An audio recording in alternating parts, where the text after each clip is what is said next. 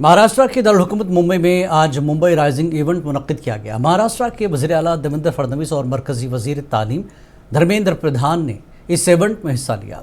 इस मौके पर देवेंद्र फडणवीस ने कहा कि नरेंद्र मोदी की क़यादत में नई तालीमी पॉलिसी ने हिंदुस्तान में तालीम के दरवाजे खोल दिए हैं।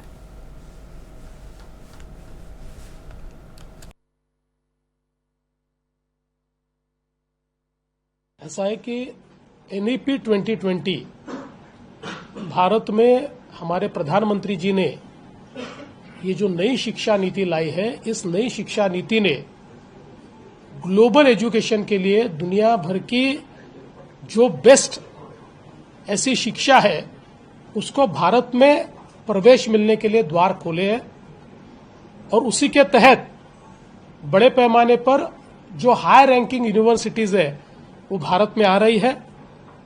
और मैं प्रधानमंत्री जी का और हमारे देश के शिक्षा मंत्री धर्मेंद्र प्रधान जी का आभार व्यक्त करता हूं कि इस प्रकार से उन्होंने एक इकोसिस्टम क्रिएट की है जिसमें बड़ी तेजी के साथ इन यूनिवर्सिटीज को यहां पर कैंपस सेटअप करने के लिए परमिशन मिल रही है।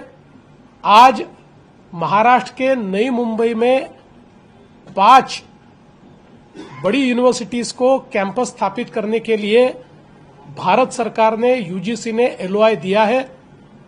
महाराष्ट्र में हम जो एजुसिटी तैयार कर रहे हैं ये नई मुंबई में होगी। हम लोग 10 यूनिवर्सिटीज को यहां लाना चाहते हैं। 5 यूनिवर्सिटीज अभी करीब करीब आ चुकी है और कई यूनिवर्सिटीज से हमारी बातचीत चल रही है।